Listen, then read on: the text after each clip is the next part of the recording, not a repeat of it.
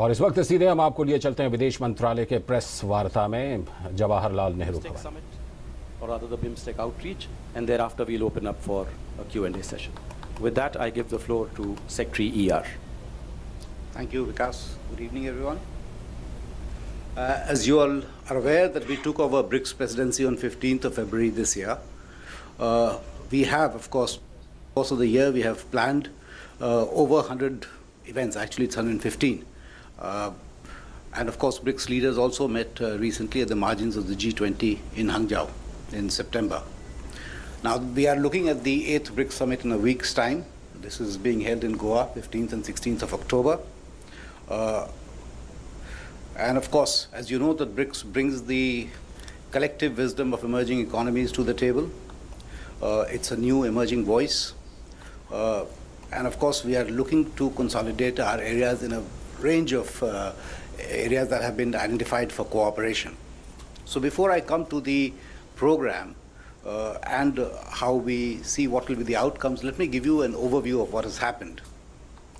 This year we started, the theme for BRICS chairmanship was actually, it was an expansion of the word BRICS, building responsive, inclusive and collective solutions. And the main theme was people-to-people contact, which included youth engagement, dissemination of BRICS across the country, which was a great priority for us. We took it to nearly 20 states in the country. And the other emphasis that our leadership wanted was to have increased business-to-business interactions and people-to-people interaction. And this was articulated by Prime Minister both at Ufa and Fortaleza. And so what we did was we basically translated them in a number of innovative initiatives, which I'll just run through. To give you an overview, 115 events included 2 parliamentary meetings, 15 ministerial level meetings, 56 senior officials meeting, working groups, expert groups, 27 workshops, 3 track 2 events, and 5 events along the business pillar. Now, we also hosted the first ever BRICS Women Parliamentarians Forum in Jaipur. And of course, their focus was sustainable developmental goals. Then the BRICS Parliamentary Forum, which is chaired by our own, which is led actually by our speaker, will be held later this month in Geneva. One key meeting that we have that happened was last month was BRICS NSAs. I think, and a major outcome has been that we have formalized a BRICS Forum on Security Matters, which will be chaired by NSAs. This will consist of 3 working groups, which will focus on counter-terrorism, cyber security, and BRICS energy security dialogue. And the NSAs will be the sort of provide the umbrella for these 3 working groups. We also next week, as you know, will be the first BRICS trade fair. This had never happened before, which is being organized by FICCI. We have an overwhelming response from all the BRICS countries. And of course, I don't know if they have briefed you, but the focus there really is on innovation, innovative technologies, on startups, on manufacturing. And we are looking at a very good participation from all the major companies from the BRICS countries. Trade ministers will be here for that. In addition, as you know, there is a standing business council meet where 5 top CEOs from each country interacts over the year. In fact, they meet twice or thrice, and they would be presenting a report at the summit. Here, of course, the India chair is Mr. Mr. Omkar Kanwar, and their focus, likely recommendations, of course, because they are still finalizing it, basically would be on looking at a social services agreement between BRICS, a financial services framework, strengthening of local capital markets, and a BRICS angel investor network is something that they are going to most likely recommend. They have also in the past focused on ease of doing business, reducing of trade barriers, development of skills within BRICS countries, and an intra-regional approach to trade. And of course, as you know, the trade and business is an important pillar of BRICS cooperation. On the track 2 events, we had academic forum, we had the think tank council meetings and the BRICS civil forum. These reports and their recommendations are already in the public domain. Perhaps you would have already seen it. In terms of the institution building, because India has always focused on institution building. As you know, that the NDB, the New Development Bank, which was initially called as Brics Bank, was an India suggestion in 2012, which started functioning last year. So now we are looking at creating Brics Agricultural Research Platform. We are also negotiating a Brics Railway Network, Research Network. We have actually agreed on creating a Brics Sports Council. In this connection, I may point out that the first under-17 Brics football tournament started on 5th in Goa. It will finish on 15th. The three other agreements that have already been agreed are MOU on environmental cooperation, regulation on Brics customs cooperation, and an MOU on cooperation between diplomatic academies of Brics.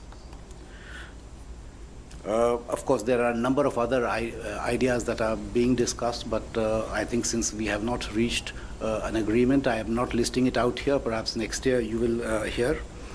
But another great initiative after the academic forum, etc., that ORF has taken is the first ever Brics Documentation Center is being started by ORF. It will be, of course, located in Delhi, but that will become the resource base for all that Brics has done. In terms of all the documents that any researcher would ever need would be available at one point. As far as the summit agenda is concerned, the agenda normally is drawn up in very large, sort of broad brush way. So we will be looking at global economic and political situation, and obviously terrorism is a very important part of that. Then we will look at global growth prospects, role of Brics in leading this global growth and our contributions to it. Then in way forward, we'll look at Brics and Brics cooperation with other emerging economies. Plus, of course, the issues of climate change, SDGs, financing for development, which is a key institution we have formed as NDB, and how to increase people-to-people contact. In this connection, of course, I don't know if you have noticed that there was the first ever tourism convention we organized of all the Brics countries, and we hope to build on this. In terms of the participation, we have confirmation from all the Brics leaders. We have President Temer, President Putin, President Xi Jinping, and President Zuma for Brics. But last two summits, we have had Brics outreach. Now that normally regional countries are invited, each host decides who all to invite. And because of our Look East policy, etc., we decided that the group that we will invite is BIMSTEC. So we have confirmation from all the Brics partners. We have Prime Minister of Thailand, Nepal, Bangladesh, and Bhutan coming. We have President of Sri Lanka who will participate. And from Myanmar, we will have the State Councillor Aung San Suu Kyi participating. In terms of the programming, basically it is 15th and 16th. It's a two-day event.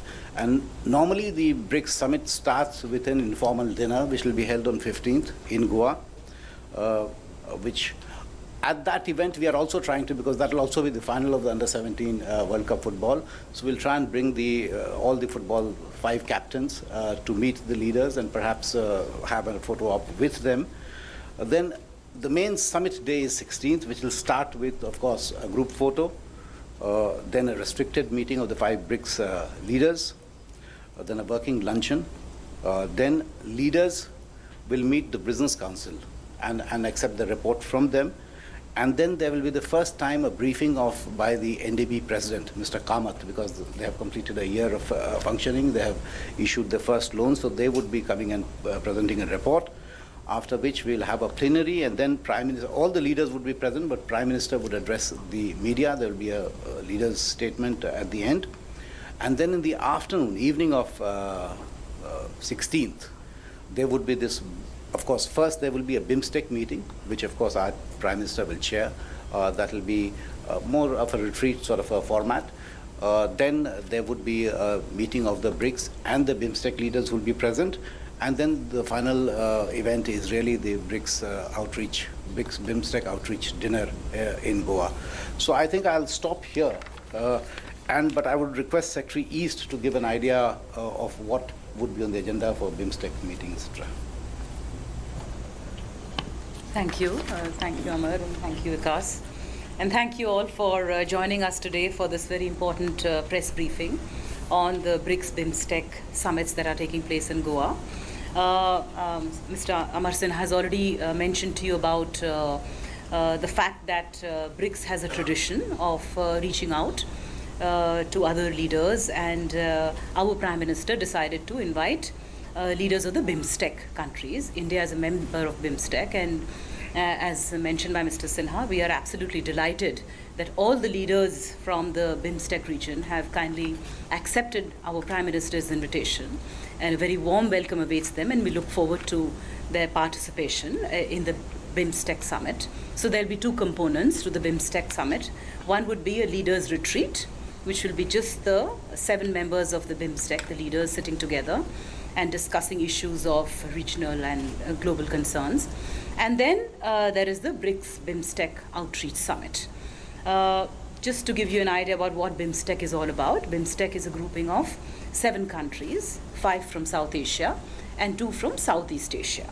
So the countries that are members of BIMSTEC are Bangladesh, Bhutan, India, Myanmar, Nepal, Sri Lanka and Thailand. BIMSTEC was established in 1997. It held its first summit meeting in 2004 in Thailand. And then the next BIMSTEC summit was held in Delhi in 2008. And the last BIMSTEC summit was held in Naypyidaw, which was in 2014. So this would be 2 years now that leaders will get an opportunity to get together for another time collectively as a grouping. This is a regional grouping that was established, as I mentioned, in 1997. India lays a lot of importance to this particular regional grouping, as we regard it as a very important platform to carry forward the process of regional integration, both in South and Southeast Asia. Mr. Sinha mentioned that it is an important component of our Act East policy, and we feel that BIMSTEC is uniquely positioned as a bridge between the two regions. Especially, it helps to put the northeastern states of India, the northeastern region of our country, center stage as a gateway to and from the Southeast Asian region. We are confident that our engagement with BIMSTEC will contribute significantly, as Mr. Sinha mentioned, to the Act East policy. We have many shared concerns. First of all, we have very strong historical, cultural and economic linkages. And together in the last 20 years, next year we would be celebrating 20 years of the establishment of this very important grouping. And we have together collectively worked to work on 14 different sectors of cooperation, and these include transport and communication, tourism, environment, disaster management, counter-terrorism, transnational crimes, trade and investment, climate change, cultural cooperation, energy, agriculture, poverty alleviation, technology, fisheries, public health, and people-to-people contact. Just to give you a broad idea of the huge range that BIMSTEC covers in terms of areas of cooperation. The name BIMSTEC stands for Bay of Bengal Initiative for Technical and Economic Cooperation. The name itself will give you an idea that the focus is on the Bay of Bengal region, which of course includes 2 landlocked countries, Nepal and Bhutan, who of course owe their entire trade passages through the Bay of Bengal as well. So therefore they're very much part of this particular grouping. Apart from the program element that Mr. Sinha has already shared with you, in Delhi there will be business elements where the BIMSTEC business leaders would be interacting with the Brics business community. And in that context, we are also doing a separate business event with the BIMSTEC communities on 14th morning. This is being organized by the Confederation of Indian Industries, and Honorable Minister for Commerce and Industry has kindly agreed to address the business community, and we feel that this is an important opportunity to focus on areas of trade, of investment, of trade facilitation. In our view, trade facilitation is a very important element. And of course, when we talk about trade and investment, we hope and we expect that definitely the focus will be on discussing how we can boost trade, how we can improve connectivity within the region, and how we can focus on impediments to trade, including trade facilitation. So I'll stop here, and we'd be very happy to take questions. Thank you. The floor is now open for questions. Akhilesh Suman. So, Mr. Amar Sinha, we are living